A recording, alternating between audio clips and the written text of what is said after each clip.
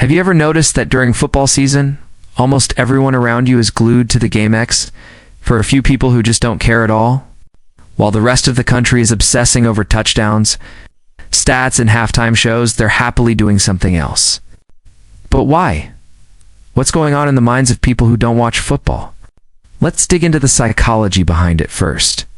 It often comes down to attention and mental energy. People who avoid football are highly selective with what they focus on. They know that hours spent watching a game that moves slowly or feels repetitive could be spent on something they find far more stimulating. It's not that they dislike sports, it's that they prioritize their energy for activities that spark curiosity, creativity, or a sense of accomplishment. Sitting through a game that doesn't engage them feels like a waste of time. Personality traits play a huge role too. Individuals high in openness to experience often seek novelty and variety. They love exploring new ideas, hobbies, or experiences, and football can feel predictable or monotonous.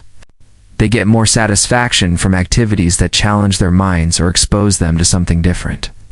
Meanwhile, people high in conscientiousness might skip football simply because they value productivity and efficiency. Spending hours watching a game doesn't align with their goals. They'd rather use that time learning a skill, exercising, or working on personal projects that produce tangible results. Emotional factors are another key piece of the puzzle. Football is emotionally intense. Every game is full of highs, lows, and constant tension. For people who are highly empathetic or sensitive, this emotional roller coaster can be exhausting rather than entertaining. They recognize how certain experiences affect their mood and stress levels, and they choose to avoid those that feel draining. In this way, skipping football can be a form of emotional self-care. Social influence also matters, but in an interesting way.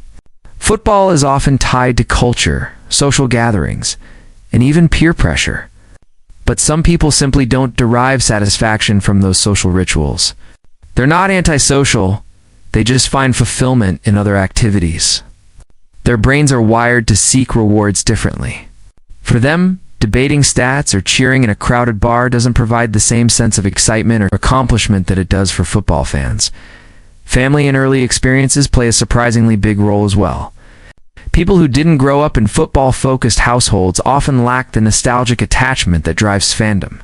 While others were learning the rules and memorizing player stats, they were exploring hobbies, reading, or engaging in different games. These early experiences shape preferences and emotional connections. Football doesn't hold the same meaning, so the interest never develops. Independence in thought is another factor. Some non-football watchers resist mainstream trends simply because they prefer to make choices based on personal interest, not social expectation. Avoiding football can be a subtle assertion of autonomy. I know what I enjoy, and I don't need to follow the crowd. This kind of self-directed behavior often correlates with confidence and a clear sense of identity. They know themselves well enough to make decisions that align with their values. Even if it means going against the grain, it's also worth mentioning that many non-football watchers have alternative sources of engagement that satisfy the same psychological needs. They might find excitement in books, art, travel, or hobbies that challenge them mentally or creatively. In some ways, they're just redirecting the same impulses that drive fans to football towards something more meaningful to them. So, next time you meet someone who doesn't watch football, don't assume they're lazy, indifferent, or unpatriotic. It's not about avoiding fun, it's about prioritizing what brings them joy, intellectual stimulation, and emotional balance. Understanding this can give you insight not just into their preferences, but also into how deeply psychology shapes everyday habits. If you've ever wondered why some people simply skip football season, now you know it's a mix of attention, personality, emotional awareness, social influences, and personal values. Their choices aren't random. They reflect a thoughtful approach to life. If you want to dive deeper into the hidden patterns of human behavior and uncover the psychology behind everyday quirks, make sure to subscribe to Psyche Edge. Hit that subscribe button. Turn on notifications and join a community that explores what makes people tick.